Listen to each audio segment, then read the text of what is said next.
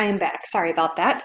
So there is a need for the children to be heard and understood in these situations. So the stigma around mental illness continues to keep the issue hidden, and the more that practitioners can feel comfortable discussing the mental illness and the impacts of it, the more equipped we will be the more equipped we will be to serve our clients, both the adults and the children.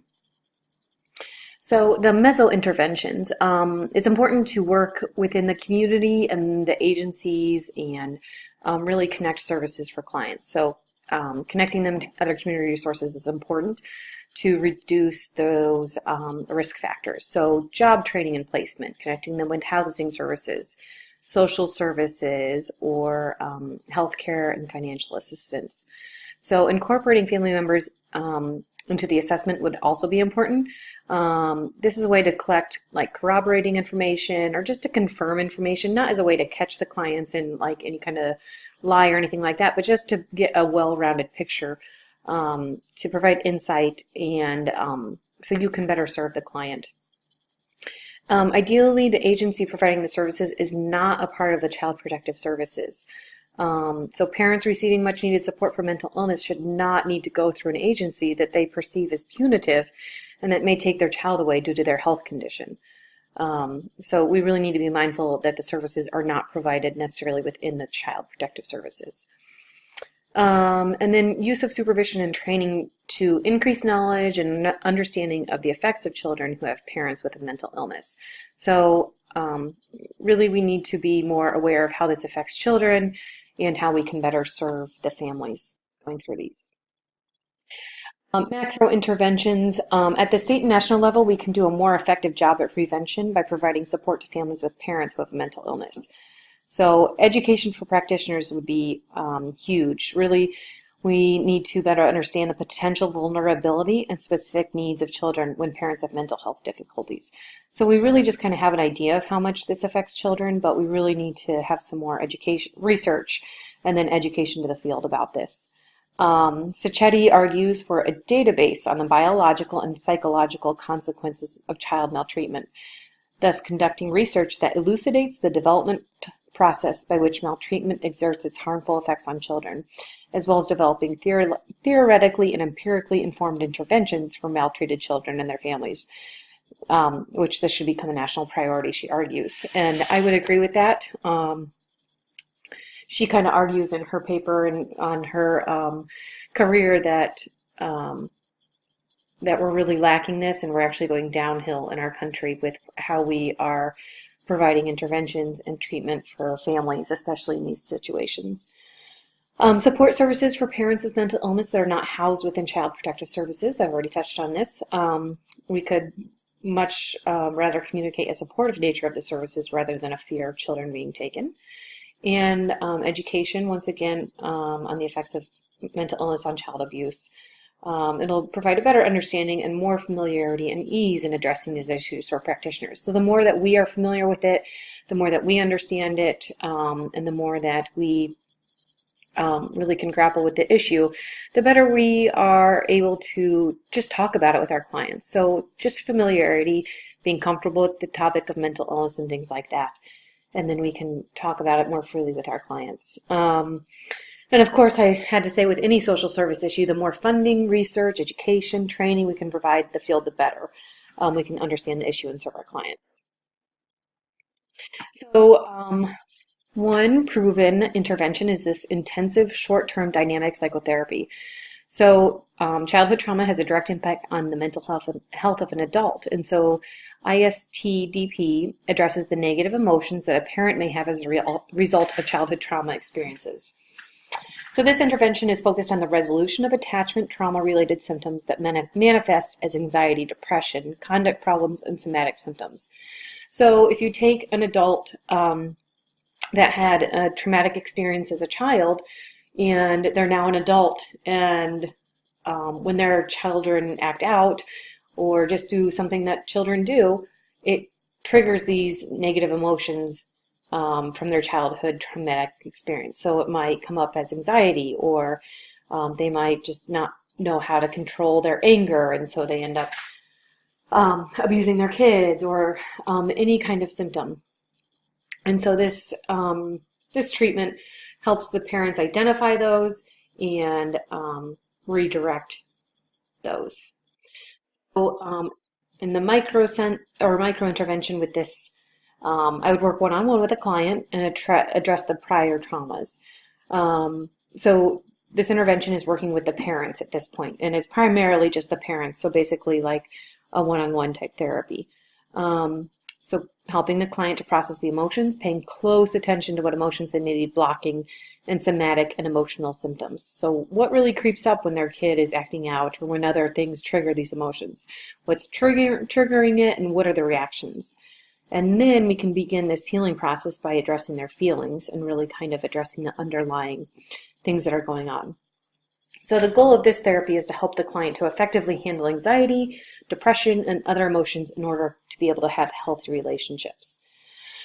At the meso level, ISTDP is primarily an individual therapy, like I mentioned, but it will benefit the entire family. And later on, I would even contemplate integrating the family towards the end of the therapy, bringing in children and effectively helping the parents kind of rekindle that relationship with the kids.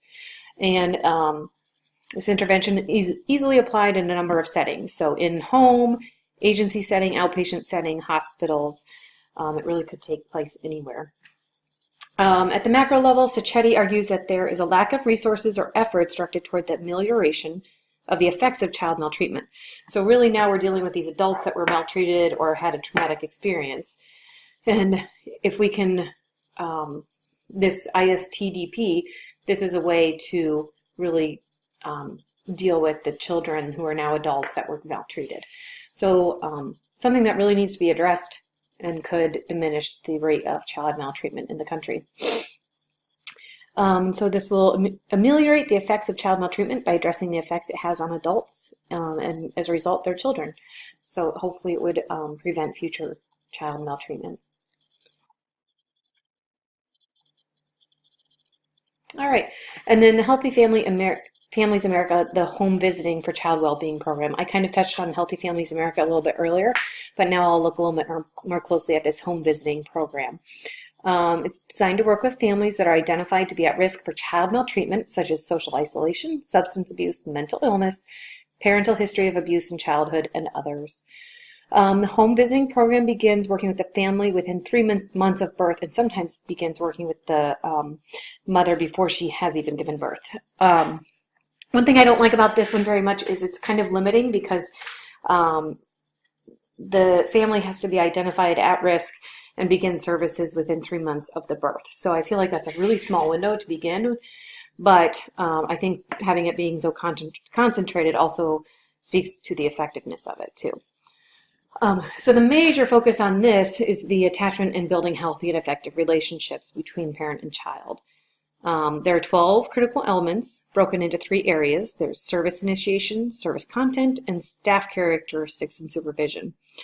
So it's individual treatment once again, but it also welcomes involvement from family, support systems, and especially the fathers. So really here we're focusing on the mother and the children, but the more family we can get involved with this, really the better. And the Healthy Families America is 1 on the scientific rating scale with the California Evidence-Based Clearinghouse for Child Welfare. Right, so focus on developing that nurturing and healthy attachment between the parent and child, like I mentioned. Reduces the risk of child maltreatment by enhancing family functioning and building protective factors. So we're going to reduce the risk by building up these protective factors, having them create these effective relationships and being able to relate to one another and have this attachment. So at the beginning, it would start off with weekly 1-hour visits for about 6 months. And then when the family is meeting the criteria of healthy family functioning, then it starts to step down and then eventually taper off. If the family faces crises of some sort, then certainly visits are increased as necessary. At the meso level, it's important to welcome any other family or support systems, like I mentioned. The more involvement we can get with the family, the better. And we would like to integrate the family into other resources in the community too, such as housing assistance, reading programs, substance abuse treatment, doctors, childcare, job training, really connecting them with any services that they would benefit from. It's important that staff must be well trained in the Healthy Families America model. It's a specific model, and the training is really important in order to effectively provide this intervention.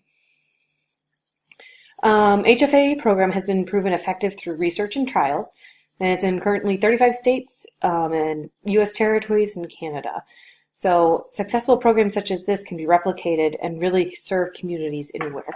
So we would hope that programs like this would continue to grow in states. So in conclusion, mental illness alone is not a predictor of child maltreatment. However, when coupled with the other significant risk factors, the risks really increase. The stigma associated with mental illness serves as a deterrent for parents to seek services for mental illness. So if we can address the way that we treat mental illness or the stigma around it and help families feel, or parents feel comfortable at least disclosing their mental illness, I think we can effectively better treat the families and parents. It's important that interventions focus on the treatment of mental illness, coupled with developing a healthy attachment relationship with the parent and child. If we can really build up that attachment relationship, that's, as we're learning this week, the resilient factor is just, it just grows. So resiliency for the children is really going to help them throughout their lifespan. Moving forward, Sacchetti points out several important factors in order to move effective treatment and interventions forward for this, for parents with mental illness and child maltreatment. So for the research and education, we need to understand how these children are affected long-term instead of just in the moment. We need to be able to understand that so that we can treat them and help them be resilient and live with these risk factors moving forward, kind of break that cycle as well. Further research will also help us develop more effective prevention and interventions for these families. And we need to elevate mental illness and child maltreatment to a national issue to increase the funding, advocacy, and policy. So the more that we can shed light on this and really show that it's a real issue that affects everybody across race, class, and all those different cultural factors, then the better we can serve our families. There's also a need to develop comprehensive assessments. So right now there isn't one necessary assessment to understand how children that have been maltreated are impacted. So if we can't understand how they're impacted necessarily, we can't provide the most effective interventions. So really that development of a comprehensive assessment will serve our children much better. Multi-system approach to treatment would be ideal. So incorporating it with the schools, counselors, teachers, doctors, extended family is a really important factor in this, and any other community resources that we can connect with. So multi-system approach to treatment would help the parents and the children. And then it's really important to think about long-term interventions. So if we think about serving these children and like the Healthy Families America program, we're serving these clients and these parents and these children when they're at a very young age. But then if we look forward and they're an adolescent and they're acting out in certain ways, we need to be able to serve them as well at that point. So just because we serve them at the front end, maybe, we need to also understand that long-term interventions are needed so that we can address any effects of childhood maltreatment later on in their development.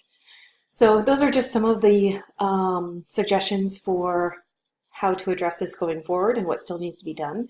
But I hope you enjoyed my presentation on the mental illness effects on child maltreatment. Thank you.